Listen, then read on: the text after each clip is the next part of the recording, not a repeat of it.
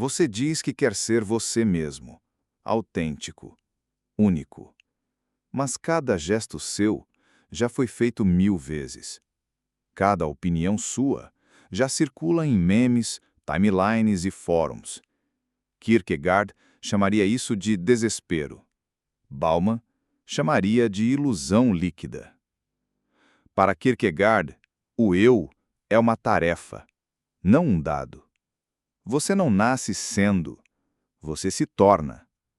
E esse tornar-se é angustiante, porque exige escolha. Exige abandonar a multidão e encarar o vazio da responsabilidade existencial. Mas você vive em um mundo onde a multidão está por todos os lados, e ela te observa, te julga, te molda. Redes sociais, algoritmos, padrões de comportamento. Bauman define isso como modernidade líquida, onde nada é fixo, tudo escorre. Nessa fluidez, ser autêntico parece impossível, porque o que você é hoje, amanhã já não serve mais. As referências mudam, as tendências mudam, e você muda junto. Não por escolha, mas por medo de ficar fora.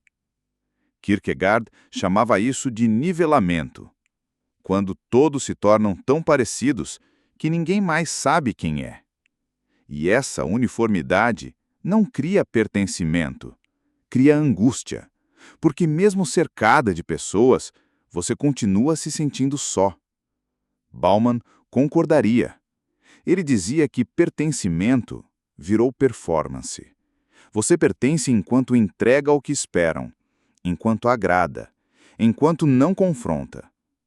A autenticidade virou estilo, não essência. E você um produto moldado pela demanda. A internet te dá palco, mas também te dá espelho. Um espelho onde você se compara o tempo todo.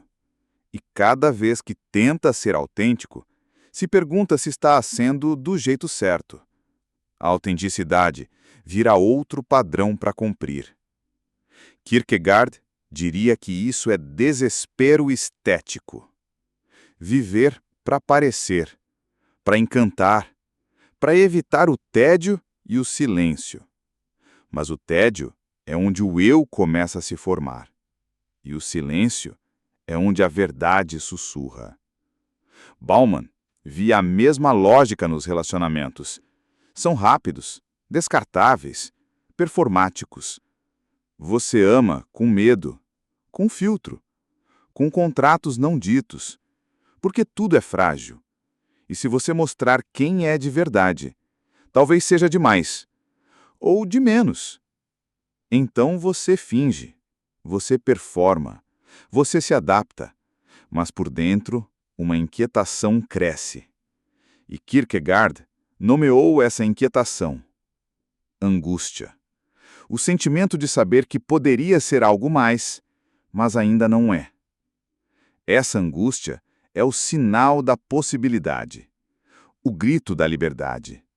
A faísca que diz: você não nasceu para repetir, mas para escutar esse grito, você precisa silenciar o mundo. E hoje, o mundo é barulhento demais. Kierkegaard acreditava que a liberdade assusta, porque escolher ser você mesmo significa abdicar da segurança que vem de seguir os outros. É decidir viver com incerteza, com dúvidas, com erros. É assumir que não há manual e que, no fim, a vida é escolha. Mas você foi treinado para evitar isso, para copiar, para imitar, para adaptar. A sociedade valoriza o que é vendável, replicável, previsível. E cada vez que você tenta sair do script, uma voz te puxa de volta. Não seja estranho. Bauman dizia que vivemos em um mundo que transforma tudo em consumo, até a identidade. Você se monta como quem monta um avatar. Altera gostos, opiniões, posturas, conforme o grupo, conforme a tendência, e chama isso de liberdade. Mas é só marketing pessoal. Kierkegaard via isso como auto-engano. O eu que se constrói só para ser aceito não é um eu, é uma máscara. E quanto mais tempo você a usa, mais difícil é saber quem está por trás. Até que um dia, você se olha e não reconhece mais nada. A angústia então retorna, não como crise, mas como possibilidade. Porque ainda que tudo pareça definido, ainda que o mundo inteiro grite o que você deve ser, você pode escolher. Sempre pode, mesmo no último instante. Mas escolher é renunciar, é dizer não a 1000 caminhos para dizer sim a só um. E isso exige coragem, exige solidão, exige aceitar que talvez ninguém entenda, que talvez você erre, que talvez perca tudo. E mesmo assim, siga.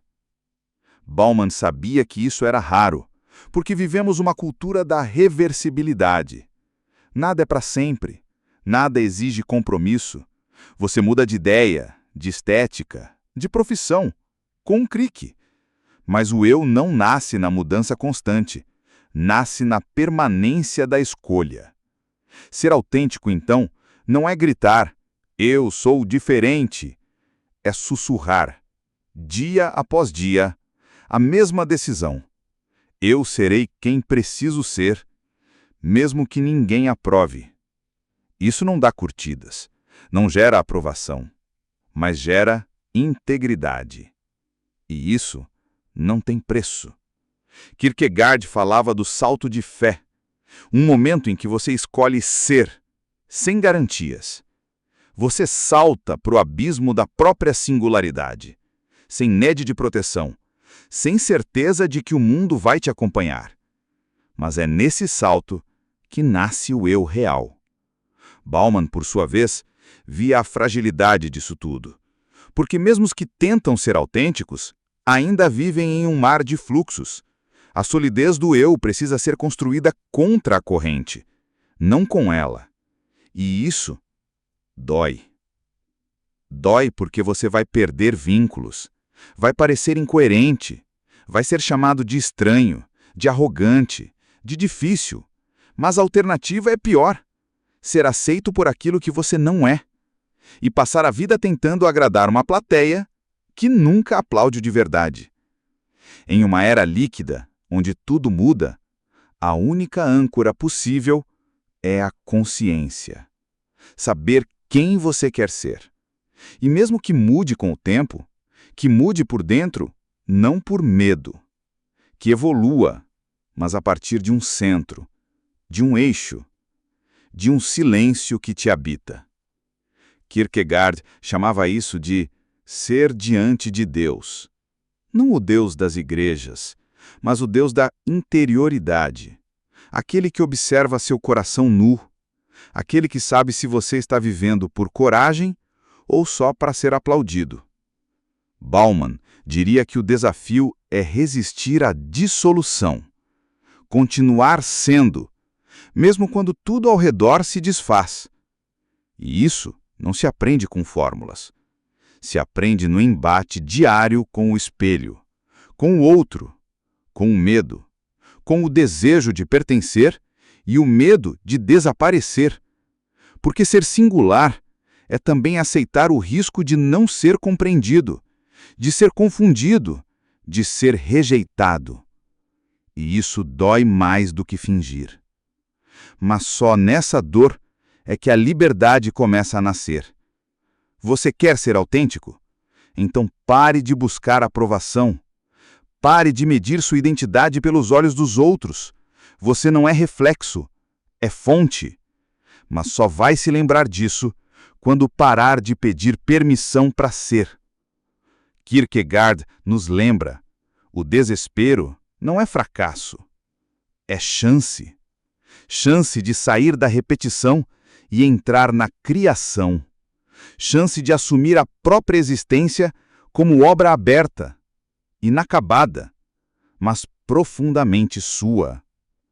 Bauman, com sua lucidez sociológica, nos mostra que isso é mais difícil do que parece, mas também mais urgente do que nunca, porque o mundo não vai parar para você se encontrar, mas você pode parar e se escutar.